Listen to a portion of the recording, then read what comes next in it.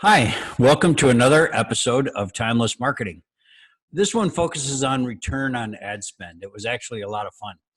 I went in to meet with the marketing director of the Point Hilton Resorts in Arizona, and he informed me that they were not going to use the newspaper anymore. And I asked why, and he said because the return on investment was terrible. And I asked how he ascertained that, because it's usually not very easy with legacy media like print and radio and to an extent television to be able to tell exactly where the revenue is coming from. And he opened up his binder and he had 100 800 numbers, and he used unique 800 numbers in everything he did. And not only could he track the response rate, the number of calls, the close rate, he actually tagged that person, and when they came and stayed there, he knew what their food and beverage spending was, which was amazing. And my eyes got big. I thought, this is my best new buddy here, because this is what it's all about. And got excited, asked him if he had any idea where the people that came, the promotion he wanted to do was summer. And for those of you who have been unfortunate enough to be in Arizona in the summer, you know that you're not going to get anybody in their right mind to come from outside of Arizona to stay at a resort in June, July, or August. It just doesn't, it's like not smart. And he wanted to do a 3-day stay over, have fun, stay later promotion for Memorial Day weekend. So we talked about it. Got the information on the people that had done previously for the last 2 years who had come in for the summer, and we did a map and we showed a very tight area where these people came from. The challenge in Arizona is you've got 2.2 million homes, and you don't really want to go out to all of them indiscriminately or just randomly pick people because they're close.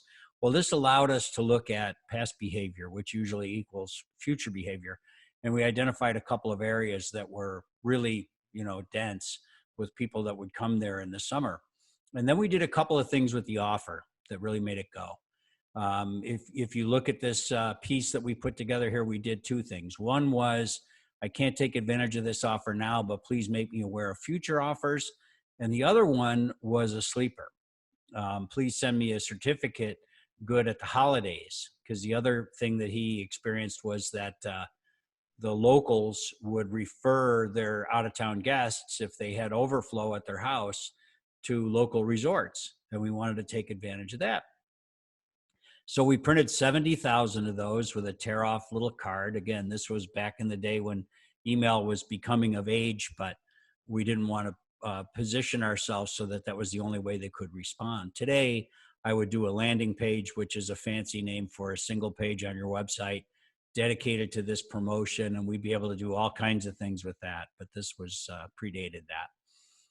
So when the dust settled at the end of Memorial Day, he had spent $14,000 with us and had brought in 17. So it wasn't a loser, but it by any means wasn't something that he'd get excited about or want to do over and over again. But the sleeper was that we used the 650 email addresses that we collected from the people that filled out that little card and sent it back.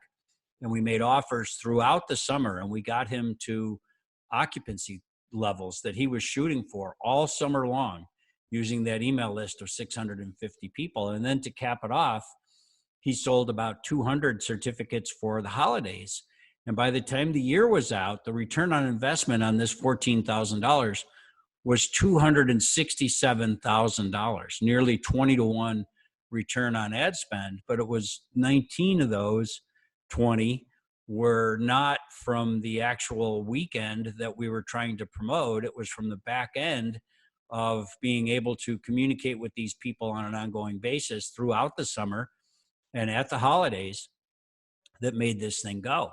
So you're probably seeing a theme in these. If you're watching many of these videos, it's almost always about the back end steps that we're adding to tactics. And today we would retarget people off of that landing page. We could have a field day with something like this. But the point is, you have to understand that the role of the print is not just to create an immediate transaction. It has to act like an online media. It has to participate in the ongoing conversation you're trying to facilitate with people who aren't ready now, but are still viable prospects. Otherwise, you're leaving 80 to 90% of the value of legacy advertising on the table. So I hope you found this helpful. It got him promoted to Hawaii, which was pretty cool. I never did get to go visit him there, but it was a nice outcome. Thanks and take care.